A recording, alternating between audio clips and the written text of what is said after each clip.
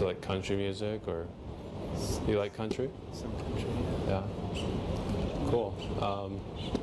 So in this video, we're going to go over 5 steps to make small talk with anyone. We'll do so by breaking down some tricks that Joe Rogan uses on his podcast to connect with everyone from academics to athletes to celebrities. Some will be mindsets, and some will be word-for-word questions you can steal. These habits are a big reason why so many of Joe's conversations end like this. Bob Saget, I love you. I love you, Joe. Thank you, buddy. Thank you. It was a lot of fun. This was great. This was great, man. Thank you very much. Thank I really you so enjoyed much. this, man. I really enjoyed me- it. and Tell vice versa. people. I always appreciate you, man. Really do. Thanks, and I really appreciate you too. Most people have their guard up when they first meet you. They aren't sure if you're going to be competitive or try to put them down in some way. So the first trick you can steal from Joe is to grease the wheels early with a compliment. This isn't something you have to do to make a small talk go well, but it helps you start the conversation with a positive vibe. There's a lot of potential compliments you could give someone. That said, there's 3 easy types you can focus on for small talk: their work, their energy, or a platonic physical compliment. With those 3 options, you should be able to compliment almost anyone you meet. Here's a quick example of each.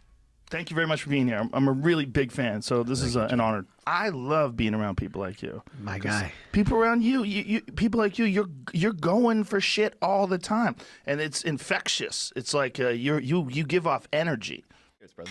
Nice to meet you. Good to meet you, too. By the way, congrats on the mustache. The mustache, lower piece combo. That's the anarchist guy with that guy that who's the mask? Oh, Guy Fawkes. That's right. Yeah, It's yeah. perfect, right? People make 3 common mistakes when giving compliments that you'll want to avoid. The first is making the compliment too sexual. Second is making a compliment you don't mean, which makes you seem manipulative.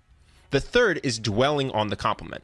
A compliment is great, but especially with people of high status who hear compliments all the time, you'll want to transition off of it fairly quickly. In general, transitioning off of an introduction and into an interesting conversation is one of the hardest parts of small talk. The best way to do this is by transitioning between topics using reminds me of thinking. For example, with Josh Barnett, Joe starts the conversation in his standard way by complimenting his beard. How long you been growing that?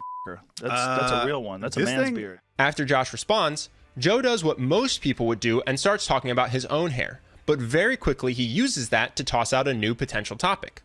Probably like 35, I started growing like serious back hair. I'm not like, who's that Russian wrestler dude? There's this one. Oh, well, there was this guy, Victor Zangiev, who actually did professional wrestling. That guy was just coated in it. Oh, yeah, And right. there's another guy, Salman Hashimikov. Most people make the mistake of thinking very linearly during small talk, so they'd simply comment on their own hair and then stare over at you, hoping that you would take the conversation somewhere interesting. Just by tossing out that his back hair reminds him of a Russian wrestler, Joe and Josh are able to spend the next 4 minutes talking about various wrestlers and MMA fighters. It's a simple habit to build and makes a huge difference in the quality of your small talk. Here's another quick example with Rob Lowe. Rob asked Joe a question about baseball, which Joe doesn't seem interested in talking about. Most people here would just say something like, "No, not really," and let the conversation stall. Instead, Joe uses lateral thinking to transition to something else. Are you a fan of the baseball with the crowd noise?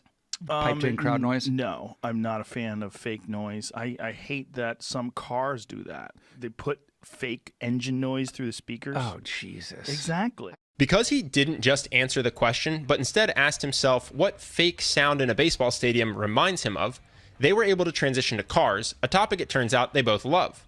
So next time you're in conversation and can't think of anything to say, it's as simple as asking yourself, what does this remind me of?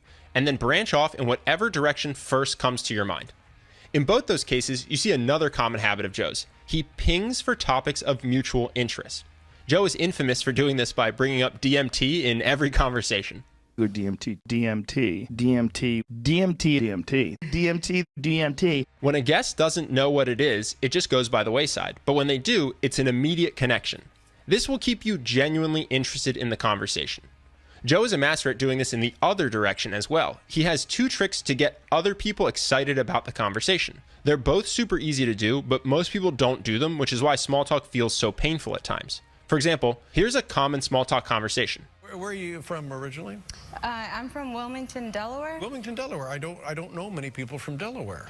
Thank you. Yeah. What is Wilmington like? Nice town? Yeah, it's great.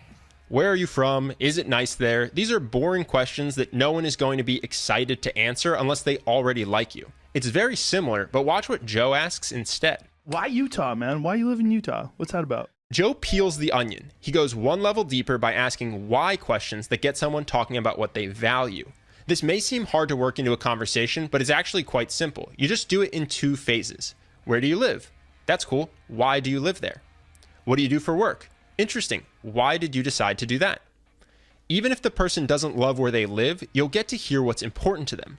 Maybe it's their job, their family, a passion, whatever it is. Now you know what's important to them and can ask a question about that, which they're much more likely to want to talk about.